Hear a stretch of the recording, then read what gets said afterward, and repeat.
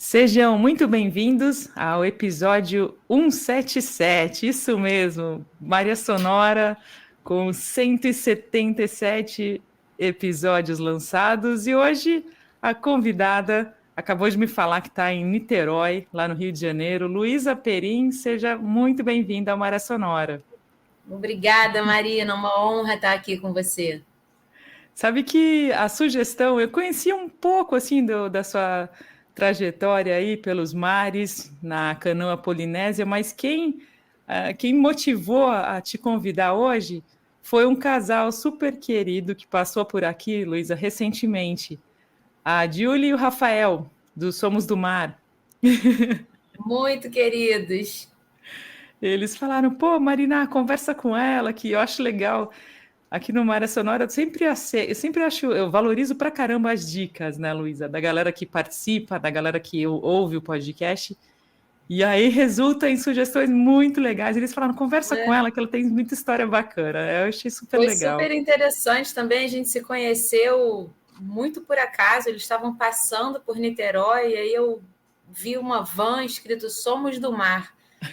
E aí, na verdade, quem viu foi meu marido. Aí ele falou, opa, somos do mar, nós também somos. Vamos lá conversar com eles. E aí o Fabiano puxou um assunto e na mesma hora rolou uma conexão e falou assim, então vamos remar com a gente amanhã. Eu conheci ele já na remada. Falei, bom, somos todos do mar mesmo. A gente foi conhecendo o projeto, a gente foi trocando ideias sobre projetos sociais, sobre esse amor ao mar. Foi bem bacana, assim. E hoje a gente nós somos muito amigos, muito mesmo.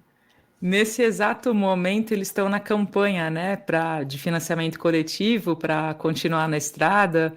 Vou até aproveitar esse momento aí para reforçar a galera para conhecerem a campanha deles no Catarse e participarem, porque eles estão com essa empreitada aí tudo ou nada para fazer um livro sobre mudanças climáticas e seguir na estrada aí por mais pelo menos um ano, educando, conscientizando a galera na costa do Brasil. E vou deixar depois o link para o pessoal que está nos ouvindo para participarem, acessarem a campanha e ajudar e participar, né? É uma ajuda que não só ajuda uma pessoa, mas pô, um país inteiro, né, com o que eles fazem, que é lindo o trabalho. Essa campanha daí tem muitos benefícios, assim, um material de educação ambiental riquíssimo. É muito legal mesmo o trabalho que eles fazem, um trabalho sensível que envolve arte, apresentações artísticas, educação ambiental, interação com as crianças na forma de jogos. É bem rico o trabalho. Vale a pena conhecer para quem está escutando aqui a gente agora.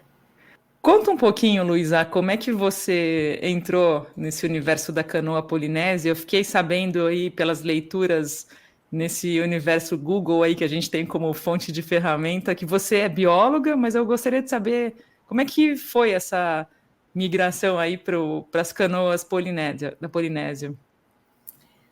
Foi algo assim de conexão. Eu estava no início da faculdade de Biologia Marinha quando eu fiz a minha primeira aula de canoa. Eu sou uma das pioneiras do esporte no Brasil, esse esporte chegou no Brasil no finalzinho de 1999, início de 2000, e eu comecei a remar em 2005. Então, o esporte ainda estava engatinhando e nessa época eu também estava começando a minha segunda faculdade de Biologia Marinha. E muitas coisas nesse dia da minha primeira remada foram muito importantes, foram cruciais para traçar essa minha trajetória de paixão pela canoa polinésia, pela história, pela cultura. E uma das coisas foi a percepção de que no momento em que eu remava, que eu puxava o remo para dar uma braçada, uma remada, eu estava movimentando muitas vidas ali do plâncton que está na água. Eu estava entrando em contato com esse conhecimento desse universo marinho do plâncton, né, que são os seres microscópicos que vivem na água do mar, fitoplâncton, zooplâncton, né, as algas, os minúsculos animais. E eu tive essa reflexão de que ali eu estava movimentando a minha vida e fazendo um movimento de muitas vidas. Somado a isso, a essa reflexão bem ingênua, assim, né? Bem poética, digamos assim, de uma universitária da biologia marinha. Eu também tive o privilégio de ser introduzida ao esporte por um instrutor que foi muito feliz na apresentação desse esporte para mim. O Marcelo Depardo é um instrutor carioca, também um dos pioneiros da modalidade no Brasil, e ele tinha uma paixão pela cultura da canoa, pela cultura do esporte. Então, naqueles minutos iniciais em que ele estava me apresentando aquela modalidade, ele me apresentou, ele falou, isso aqui é a canoa polinésia, você vai segurar o remo dessa maneira, o lado que você está remando, você vai colocar a perna na frente, vai escutar uma chamada de troca, o hip, e vai trocar de lado. E ele falou as partes técnicas daquela modalidade. E no final ele terminou a frase pontuando algo que ele colocou como tão importante quanto todas as outras coisas. Ele falou assim, e essa daqui é a canoa locarre. Locarre é uma palavra havaiana que significa união. E é assim que os remadores precisam remar juntos para a canoa seguir adiante. Se não houver sincronia, a canoa não desenvolve bem na água. E aí a gente empurrou a canoa para a água e foi remando. Eu tive aquela reflexão do plâncton, do movimento de vidas e de um conhecimento que parecia ancestral associado àquilo. A partir dali, eu comecei a remar todos os dias e fui percebendo que quando eu dava aquele famoso Google lá na internet, não aparecia absolutamente nada sobre canoa polinésia. Mas quando eu colocava uma pesquisa em francês ou em inglês, vinha muita coisa. Então eu pensei, gente, como que no Brasil ninguém tem ideia desse significado da união dos remadores, até mesmo do espírito aloha, que a gente tem esse conhecimento pelo surf, e a canoa traz muito isso. Fiquei encantada, Marina. A partir daí comecei a pesquisar sobre a canoa, remar cada vez mais e me envolver cada vez mais também com a biologia marinha. Então, foi meio que um caminho que foi se juntando de forma muito orgânica. Eu vi que você teve uma experiência no Havaí que foi super marcante para você, um tubarão pertinho de você. Você pode contar o que rolou, Luísa? Foi uma das experiências mais marcantes da minha vida. Depois disso, já houveram muitas outras histórias que me marcaram com o mesmo grau de força, mas sem dúvida esse daí foi uma abertura de olhos assim, para o poder da vida. Eu sou bióloga marinha, então eu tive uma certeza ali do que poderia acontecer estando ao lado de um tubarão-tigre de 4,5 metros, que era maior do que o tamanho da minha própria prancha, né? Eu estava lá para competir de stand-up paddle e era a minha primeira vez no Havaí, minha primeira vez participando de uma prova tão importante como aquela, né? Eu fui para participar de 2 competições entre as Ilhas Havaianas. E as Ilhas Havaianas, elas são ilhas oceânicas que recebem uma carga de meteorológica muito forte, muito intensa. Então, as correntes são muito intensas, os ventos são muito intensos, e é justamente por isso que é um lugar consagrado no remo, né, por conta dessas condições que promovem o downwind, o clássico downwind, né, que é o surf a favor do vento e das ondas. Estava lá eu no Havaí com um sentimento de medo, claro, porque eu nunca tinha feito essa prova, era a minha primeira vez utilizando uma prancha, que eu estava ali entrando em contato e eu precisava surfar aquelas ondas gigantes.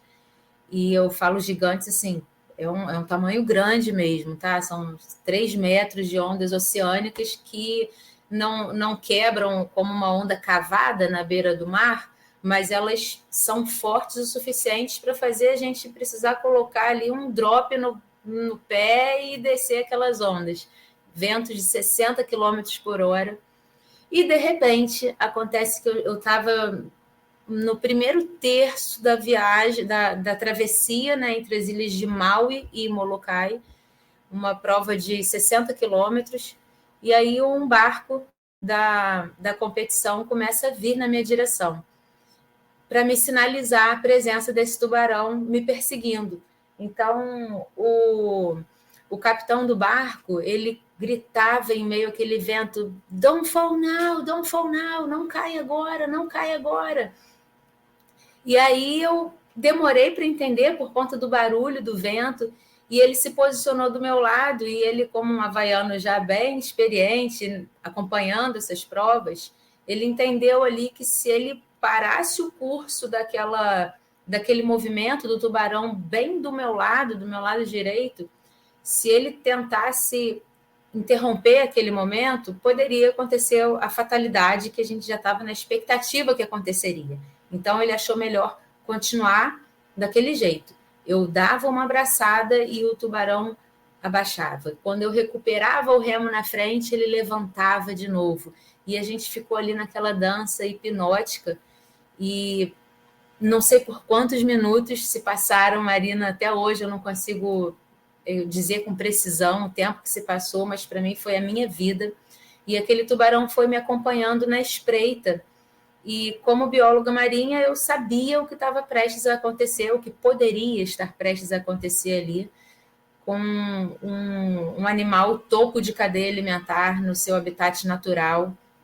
O tubarão-tigre é uma das espécies mais perigosas dos oceanos, junto com o tubarão branco, eles são os maiores predadores dos mares, e é o maior símbolo do medo, né, que assola quem está no mar. E aí, de repente, o tubarão abaixou e foi embora depois daqueles longos minutos de tensão em que eu achava que eu ia ser abocanhada a qualquer segundo. Então, o sangue ele desapareceu assim do meu rosto, eu fiquei... Mas eu continuei remando, porque o capitão do barco ele dizia: keep paddling, just keep paddling. Ele falava: pelo amor de Deus, continua remando. E aí, quando esse tubarão foi embora, algo muito incrível para mim mudou. Assim, mudou dentro do meu pensamento, não só pelo fato de ter sido perseguida e espreitada por um tubarão, mas a configuração do universo naquela tríade ali formada entre eu, o tubarão à minha direita e o barco, um barquinho à minha esquerda. Porque o curioso dessa história era o nome do barco. O nome do barco era um nome em português, sendo que eu estava no Havaí, e não só em português, mas no feminino. Foi algo muito incrível. O nome do barco era Corajosa. E eu não podia entender o que significava aquela coincidência quase que absurda no fato de eu estar do lado de um tubarão-tigre a 1 metro de mim. Quer dizer, se eu errasse um pouquinho a remada, a nadadeira dorsal dele, né, a barbatana, que era da altura do meu joelho, eu poderia esbarrar na nadadeira peitoral dele, né, bem aberta. Ele estava muito próximo de mim. E do meu lado esquerdo, um barquinho verde claro de um havaiano que certa vez viajou pela América Latina, se encantou pela cultura brasileira, ele namorou uma argentina, enfim, ele achou interessante, em algum momento da vida dele, colocar o nome do barquinho dele de Corajosa. Então, foi dessa maneira que eu atravessei de uma ilha para outra no Havaí, nessa tríade formada pelo universo, me mostrando o medo e a coragem, um de cada lado, né? E como que eu pude interpretar isso. Marina, eu fui a última colocada nessa prova. Eram mais de 100 competidores, remadores havaianos e do mundo inteiro. Eu fui a última a chegar. Quando eu cheguei, já estavam desmontando as tendas lá. Eu levei 4 horas e meia para percorrer o canal. Nossa. Mas eu considero que foi uma das maiores vitórias da minha vida, não só o fato de não ter sido atacada, né? Mas também pelo privilégio de ter tido essa coincidência tão incrível que me fez repensar o significado da palavra coragem, o significado da gente sentir medo e avançar mesmo com medo, porque o medo ele é um sentimento, a coragem também. A gente acha que coragem é um dom, a gente acha que coragem é uma coisa que a gente precisa conquistar e que medo é uma coisa que está ali e que a gente tem que se desfazer. Na verdade, os dois são sentimentos, medo e coragem. Então, quando você rema lado a lado do medo e da coragem, e eu tive esse privilégio, eu consegui ter essa percepção. Qual era a distância que você remou, Luísa? Foram 60 quilômetros, Nossa. 56, algo assim. A gente sempre arredonda. E nada de corrente te ajudando? Não tinha esse facilitador? Ou não? Como é que era isso? Tinha. Justamente é a principal característica, né, da wind no Havaí, é justamente a ondulação e o vento te empurrando em direção ao seu objetivo, né? Então, eu tinha ali ventos muito fortes mesmo, 60 quilômetros por hora, e aí, mesmo assim, que você não queira remar, você é empurrado. Então, o desafio dessa remada é justamente você surfar as ondas, porque se você não surfa, você fica ali com a prancha pendulando entre aquela ondulação toda, você de alguma forma é empurrado, mas o desafio é justamente surfar, né, de stand-up paddle. Então, você tem o apoio do remo, e foi uma experiência muito, muito desafiadora para mim. Imagina a perna tremendo, né? Assim, o controle que você tem que ter para não, né? Putz, é uma coisa de integração total, né? Com o movimento lá, concentração, porque por um segundo você pode não seguir as orientações do cara, né? De continuar pedalando e, né? Eu não sabia o que eu deveria fazer, e uma das coisas, assim, às vezes eu penso assim, quais teriam sido os meus últimos pensamentos se eu fosse morrer naquele momento, né?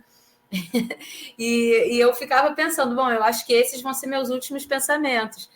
E eu ficava sempre esperando o impacto no meu lado esquerdo, eu ficava esperando a qualquer momento. Então, os meus últimos pensamentos, então eu cheguei a pensar, eu senti pena do meu marido, porque ele estava lá me esperando já, ele já tinha terminado a prova, e eu senti pena porque ele ia receber uma notícia horrorosa. Eu senti que eu estava em uma condição ali de cadeia alimentar, então eu já era formada em biologia marinha, né? Então eu pensei, bom, eu estudei isso por 4 anos da minha vida e não tem nada de mais natural, infelizmente. E aí depois eu pensei, mas o que um havaiano faria? Porque eu já pesquisava muito sobre a cultura polinésia, né? Então, naquele momento, eu pensava o que eu deveria fazer, o que um havaiano faria diante de uma situação dessa.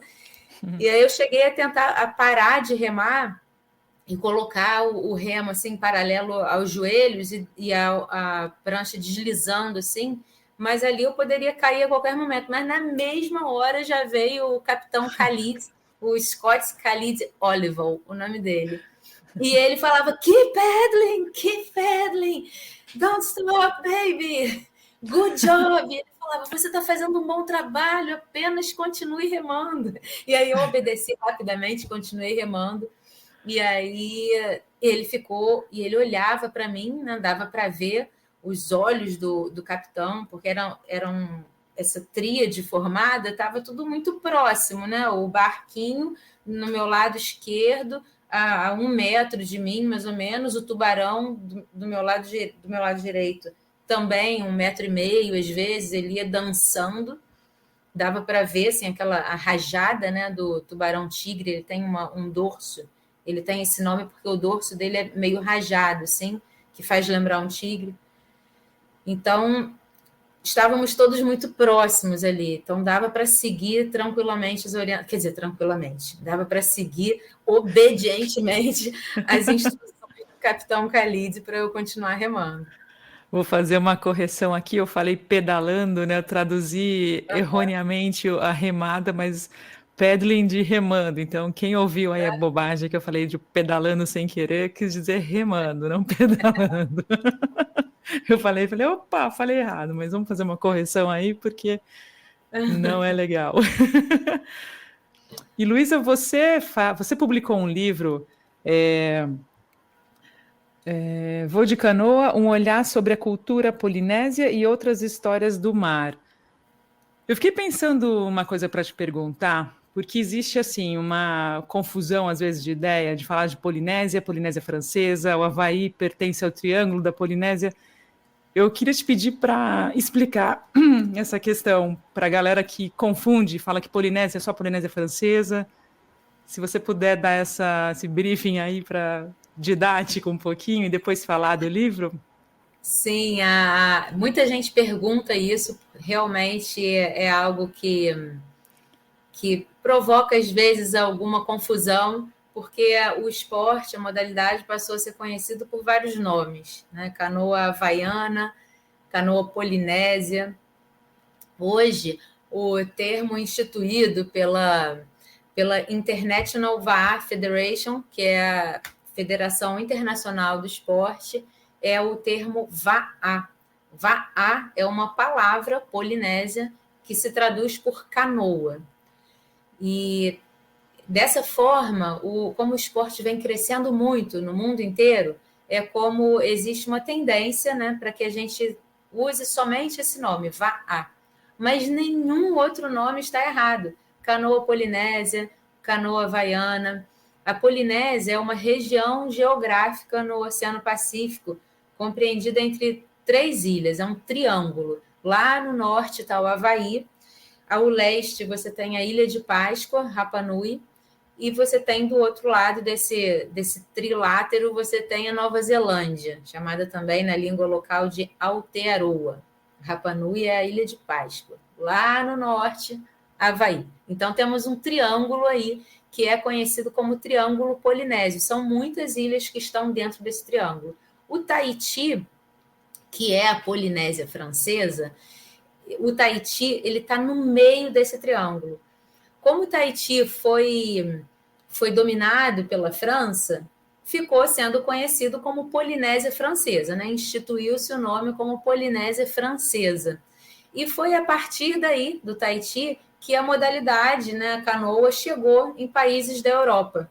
Porém, no Brasil e em outros países, como Estados Unidos, Chile e alguns outros, a modalidade chegou via Havaí, numa onda que veio junto com o surf, a canoa pegou uma carona nesse movimento do surf nos anos 70, então foi a partir dessa época aí que a modalidade chegou nos Estados Unidos, e foi só no final dos anos 90, finalzinho mesmo, como eu falei, que a canoa chegou no Brasil. Então, é por esse motivo que no nosso país a gente se refere muito ao termo canoa havaiana.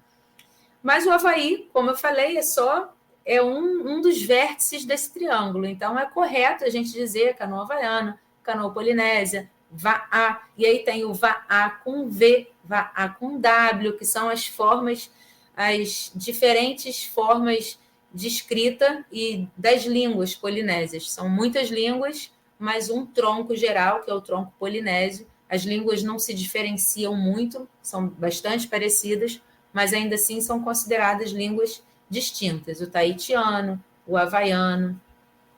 Resumindo, a gente recebe toda essa cultura que chega para a gente, junto com o esporte, como cultura polinésia. Eu lembro que no período que a gente passou, que a gente esteve no Pacífico, primeiro pela Polinésia, primeiro, na verdade, Polinésia, Ilhas Cook, depois seguindo, né, Niue e Tonga e tal, Fiji, Nova Zelândia, me chamou muita atenção, Luísa, como você podia perceber as diferenças nas canoas. Você podia, às vezes, até de ilha para ilha, dentro de um mesmo país, dentro de um mesmo arquipélago. Isso dizia muito da cultura local, né? Por exemplo, em Vanuatu era fortíssimo isso, as pessoas se auto-identificavam pela canoa, pelo tipo da canoa, às vezes se era mais larga, se era mais curtinha. Você fala sobre isso no livro? Sim, e é um dos temas que eu mais gosto, Marina. Realmente, essa percepção da diferença dos modelos de canoa, e isso foi observado pelos primeiros navegadores. O Oceano Pacífico ele começou a ser desbravado lá no século XV, XVI, mas foi nos anos 1700 com as grandes viagens do capitão James Cook, que o Oceano Pacífico começou a ser explorado. E sempre nessas viagens de exploração, para descobrir passagem pelo Polo Norte, enfim, para fazer as descobertas, entre aspas, né? Sempre tinha uma pessoa a bordo, um naturalista, como Charles Darwin, né, que viajou no Beagle aí, fazendo tantas anotações ricas hoje para a ciência, para a biologia, mas sempre tinha a bordo esses naturalistas. Então, nas viagens do Pacífico, do capitão James Cook, não eram diferentes. Então, esses naturalistas, essas pessoas responsáveis por anotar tudo no caderno de bordo dos navios, eles faziam desenhos das canoas encontradas pelo Pacífico. E assim os registros foram sendo anotados, mostrando as diferenças entre elas. Essas diferenças, Marina, elas ocorrem por conta da biogeografia, né? Também por conta da biogeografia das ilhas. Tem ilhas que você chega no Oceano Pacífico e são ilhas fartas, com florestas, cachoeiras, vulcões, com muitas florestas.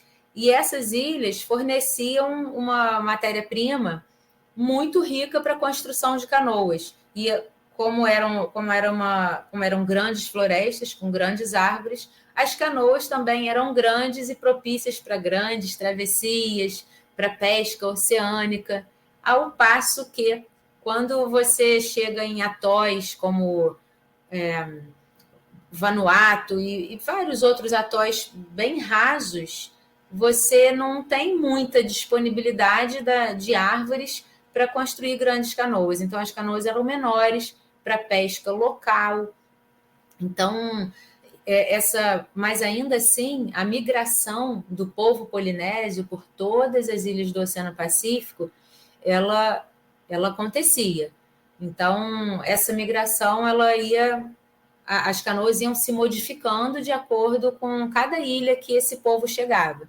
Não era um povo só, não foi um povo que saiu de uma ilha no Sudeste Asiático e chegou até o Havaí em uma geração, em uma única geração. Foram várias gerações que se passaram, né? A ponto de você diversificar as línguas, diversificar alguns costumes de culturas e também diversificar as canoas.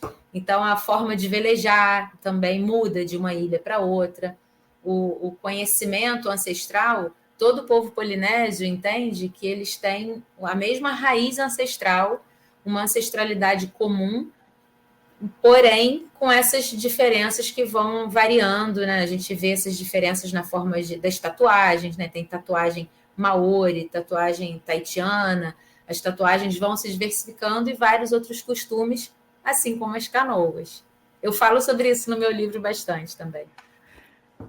E se você quiser, então, falar, assim, convidar a galera para conhecer o livro, quais são os caminhos para encontrar? Eu vi que está disponível na Amazon, mas quais são realmente as trilhas aí para chegar até o livro, Luísa? Das coordenadas. Bom, primeiro é a motivação para quem está escutando aqui, para conhecer essa leitura, que não é uma leitura unicamente para remadores, para apaixonados por canoa. É uma leitura para quem gosta de histórias de sociedades, de povos originários. Eu trago reflexões também sobre a nossa ancestralidade brasileira, como que isso se conecta com os povos, com o povo polinésio, e por que essa modalidade está fazendo tanto sucesso. Mas, além disso, eu falo também do poder das travessias em nós, né, remadores e não remadores, mas dessa simbologia das travessias, né, de você atravessar de um ponto para outro no mar, de uma ilha para outra, sempre em busca de algo, sempre em busca.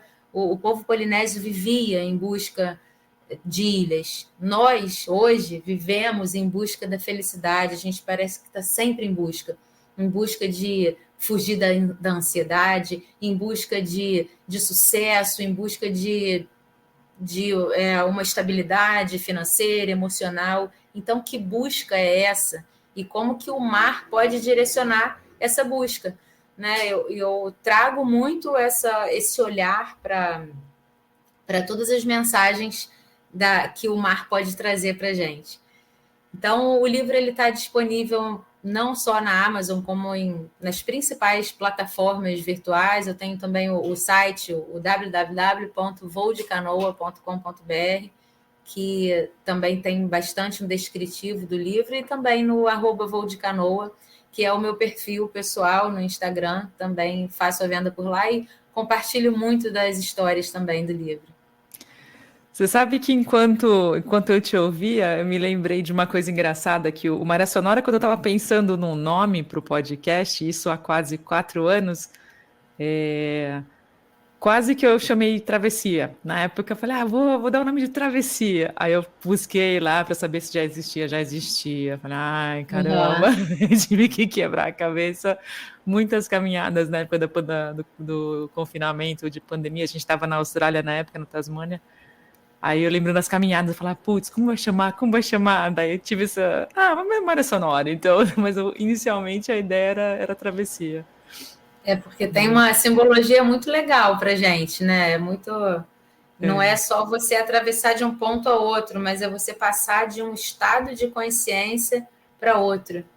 Então, isso provoca muita transformação dentro da gente. Mas o Maré Sonora também, eu vou te falar que soa muito bem, porque realmente maré é algo que vai e vem, que tem uma sincronicidade com tudo, e o sonora também são as ondas sonoras.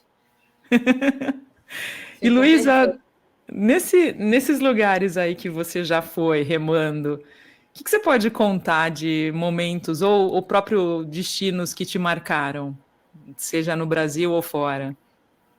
Um dos destinos que mais marcou a minha vida foi quando eu conheci a Ilha de Páscoa.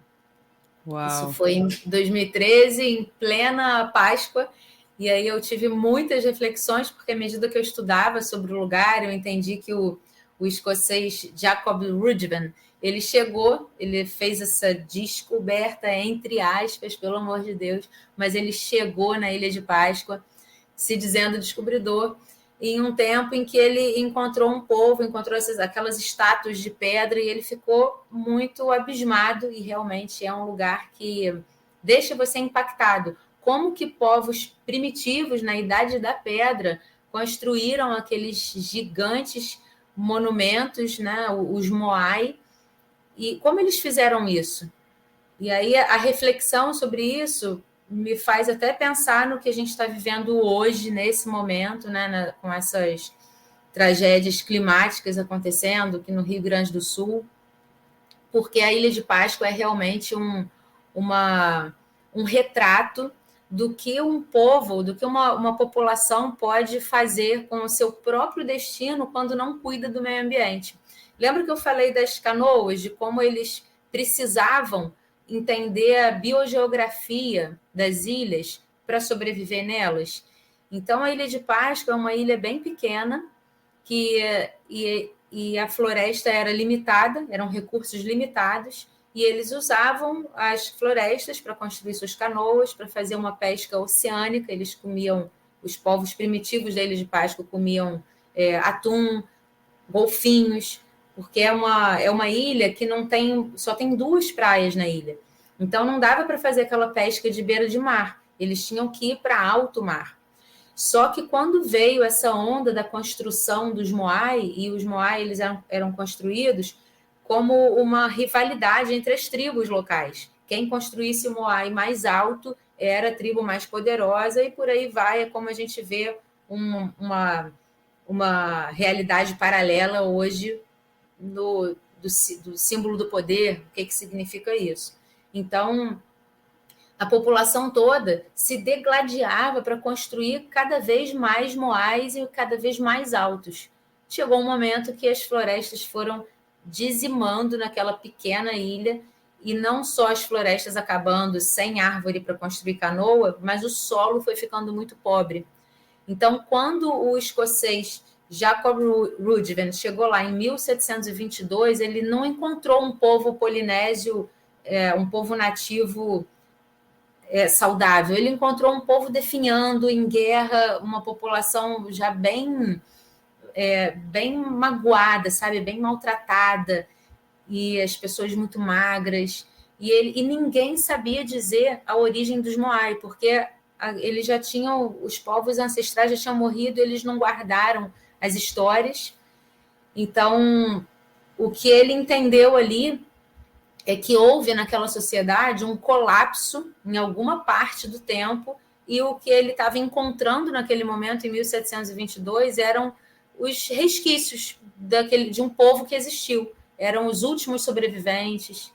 Então, a gente tem aí, se a gente for entender que a Ilha de Páscoa está para o Oceano Pacífico, lá isolada, completamente, eles ficaram lá abandonados à própria sorte.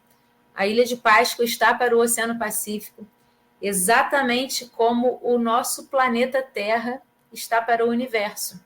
A gente está aqui navegando no nosso planeta, na nossa nave Terra, nesse universo vazio, cheio de estrelas, mas onde a gente tem vida além daqui? A gente está aqui navegando nesse universo. E o nosso espaço nessa Terra são recursos finitos, é tudo que a gente tem. Como os Rapa Nui, tudo que eles tinham era a Ilha de Páscoa. E eles destruíram, em nome da construção de Moai cada vez maior. Então, o que nós estamos fazendo com o nosso planeta em nome de poder, em nome de dinheiro? O que a gente está fazendo com esse planeta Terra, que está aí navegando nesse grande universo marítimo? Essa é a reflexão.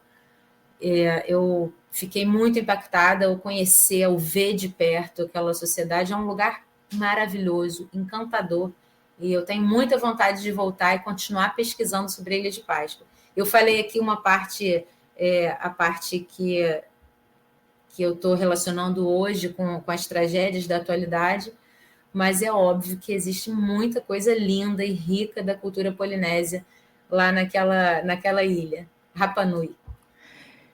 Eu fiquei pensando em termos de chegar lá com um barco à vela. As pessoas falam que não é o lugar mais fácil, porque é exposto, não tem muitas ancoragens tranquilas. Você remou lá também? Você teve experiências remando lá também, Luísa? Sim, sim, eu já era remadora quando eu fui, tive experiências remando, mas ali, em volta da ilha, né?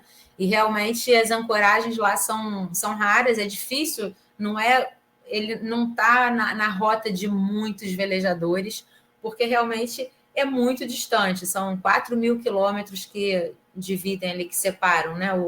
A Ilha de Páscoa está a 4.000 quilômetros do Tahiti, da costa do Chile.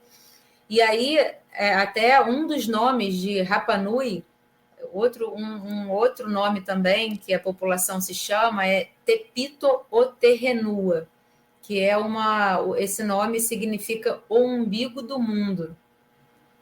E eles se colocaram esse nome, né, no próprio povo, na própria ilha, porque eles entendiam a distância, como eles estavam isolados. Então, realmente é uma rota para velejadores, é uma rota mais desafiadora, mas tem muitas histórias de velejadores que passaram por lá. Eu adoro, por exemplo, escutar as histórias da família Schirman, que tiveram passagens lindíssimas em Páscoa, mas realmente é uma rota mais desafiadora para a maioria dos veleiros. É muito legal porque você tem uma facilidade de explicar as coisas, de contextualizar a história, assim. E eu sei que você organiza cursos e palestras. Conta um pouquinho dessa sua outra vertente aí que você realiza, acho que no Brasil também, né? Como é que é, Luísa? Como é que é exatamente? É a mesma vertente, porque eu vou para fazer, normalmente eu sou contratada para cursos, palestras e workshops para fazer exatamente isso que eu passo, né, que eu faço aqui, que é falar, contar histórias da cultura polinésia, falar sobre não só a canoa, mas a relação da canoa com a nossa própria vida. Eu acho que vai muito além do que falar tecnicamente e falar de história, né? Eu nem tão pouco sou historiadora, mas eu amo pesquisar Então, eu acabei mergulhando muito nessas pesquisas mesmo sobre a cultura polinésia. Então, nos cursos eu vou falando eu vou para mostrar, para apresentar essa magia toda que envolve não só o conhecimento cultural, histórico, mas a reflexão do quanto que a gente pode trazer dessa sabedoria polinésia para as nossas vidas hoje. Né? Tem uma frase havaiana que eu gosto muito, que é uma sabedoria polinésia, que é Revaá Remoku. Remoku Revaá. Uma canoa é como uma ilha, e uma ilha é como uma canoa. Esse conceito da cultura polinésia está dizendo que eles aplicavam muito isso porque havia uma necessidade de se criar um ecossistema saudável a bordo, e um ecossistema que eu digo são as relações humanas que existiam a bordo. Porque eles ficavam, às vezes, 3 meses navegando de uma ilha para outra. Eles viviam no mar em busca de ilhas, como eu falei. E nessa busca, se eles se degladiassem a bordo, simplesmente a canoa afundava. Eles não conseguiam progredir. Imagina uma briga para ver para qual lado que ia abrir a vela, quem é que vai fazer a comida hoje. Não podia existir briga quanto a isso. Então, a harmonia ela era cultivada como uma necessidade. Então, eles entendiam que a canoa, quando eles estavam navegando, a canoa era exatamente como a ilha deles. Ou seja, era tudo que eles tinham para sobreviver, para poder chegar até o seu próximo destino. E aí esse conceito, Revaá, Remoku, Revaá, faz a gente refletir sobre isso, né? Sobre a importância da gente cultivar a harmonia social de alguma maneira, né? O remador vai importando muito essa cultura polinésia. E aí costuma-se falar muito em Ohana, né? Ohana é uma palavra havaiana para família. Ah, tudo é Ohana. Porque a gente está ali, todo mundo se gosta, mas o que é o conceito de Ohana, que também é um conceito polinésio muito forte? É você estar junto das pessoas, não pelas afinidades, mas é você amar e respeitar, respeitando as diferenças. Porque quando você está em família, não necessariamente você tem as mesmas afinidades, os mesmos gostos, as mesmas... os mesmos objetivos que seus irmãos, que seus primos, que seus pais, mas ainda assim existe ali um laço de respeito que ele é cultivado instintivamente. Então, esse é o espírito Ohana, esse é o conceito. Então, tem muitas coisas que eu levo dessa sabedoria polinésia, que é uma sabedoria ancestral, e eu trago para a atualidade para levar uma reflexão que vai além dos conhecimentos históricos e culturais, mas que sejam práticos para a vida da pessoa que está assistindo hoje. E como é que é o seu trabalho com os alunos? Porque o Voo de Canoa não se resume só ao livro, né, Luísa? Você também tem uma iniciativa muito legal, trabalhando, na verdade, beneficiando, né, milhares de jovens e crianças no Rio de Janeiro. Conta um pouquinho sobre esse trabalho. Eu tenho, além do projeto social, que é o projeto Voo de Canoa, eu tenho também um clube de canoa, que é o Itaipu Surf Roi, que fica aqui em Niterói, que eu dou aula de canoa para adultos, para adolescentes e tal. E já o projeto social, o projeto Voo de Canoa, é um projeto, é um programa socioambiental que eu fundei com esse propósito de unir as minhas 2 grandes paixões, né, pela canoa e pela biologia marinha, pela preservação dos mares. E eu tenho o patrocínio da Fundação Toyota do Brasil, que nos ajuda a levar essa mensagem de educação ambiental para cada vez mais crianças. Então, o trabalho consiste em receber crianças de escolas públicas ou crianças atendidas por outros projetos sociais. O importante é saber que eu tenho como público-alvo as crianças e jovens que estão em vulnerabilidade social. Então, por isso, focado em crianças de escolas públicas, embora todas sejam muito importantes, né? Toda a infância precisa ser atingida, mas a gente optou por esse perfil da vulnerabilidade social. E aí eu recebo as crianças para uma experiência. Então, não é um projeto que tem uma continuidade educativa no sentido de toda semana eu recebo as crianças e promovo uma formação. Não é um projeto de formação, é um projeto de experiência. Então, as crianças chegam na Praia de Itaipu, onde eu tenho a base com as canoas, e aí elas passam por um momento de educação ambiental com uma coleção vasta de conchas, uma coleção de areias. Eu tenho uma coleção de areias com mais de 400 amostras do mundo inteiro. E você sabe, Marina, quando eu fui para a Ilha de Páscoa em 2013, eu não lembrei de pegar areia. Mas eu tenho areia do Japão, tenho areia da África, da Indonésia, de vários lugares. E aí eu coloco as crianças em contato com essas preciosidades marinhas, né? Uma coleção de areia que desperta muita curiosidade, uma coleção de conchas, miniaturas de canoas tradicionais do mundo inteiro, canoa da Indonésia, canoa canadense, canoa polinésia, canoa caiçara, indígena. E ali naquela mesa enorme, cheia de riquezas, a gente vai promovendo uma reflexão sobre a riqueza da biodiversidade marinha. E logo em seguida as crianças vão para o mar para ter uma experiência de 30 minutos, mais ou menos, 30, 40 minutos, remando de canoa polinésia. Muitas ali estão pela primeira vez, então é sempre uma troca muito importante, muito valiosa. E aí qual é a principal questão assim, desse projeto? É justamente trabalhar pelo canal do encantamento provocado nas crianças, né? Por conta desse encantamento do contato com aquelas curiosidades marinhas, o encantamento provocado pela euforia de estar no mar. Então, ali, as crianças estão com o canal aberto para receber a mensagem do projeto.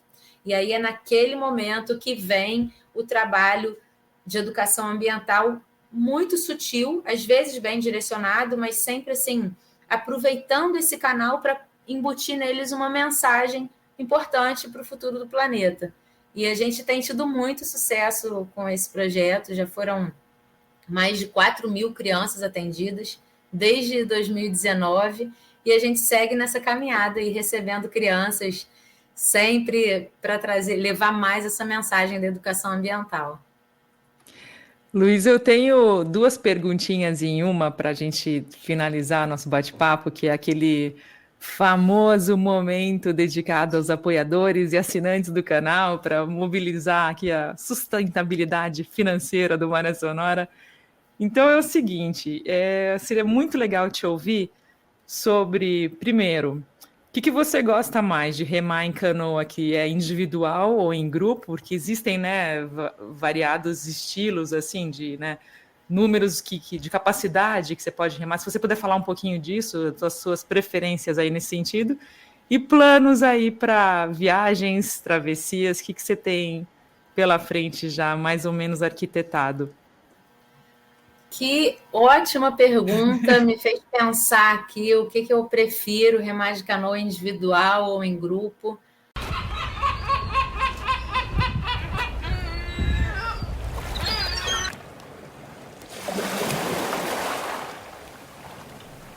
Muito obrigada para você que chegou até aqui em mais um programa do canal. E quem quiser conferir esse episódio até o final, existem 3 possibilidades. A primeira é ser um apoiador através do Pix, fazendo uma contribuição pontual. As demais alternativas são assinar o canal através da plataforma Apoia-se ou então diretamente no YouTube. Você confere todas as explicações no site www.podcastmaresonora.com, diretamente na seção Apoie. Lá você vai ver também o nome de todas as pessoas que já participaram, a quem eu agradeço demais. E é isso aí, eu fico por aqui. Desejo a todos uma ótima semana. A gente se vê no próximo bate-papo. E como sempre, bons ventos!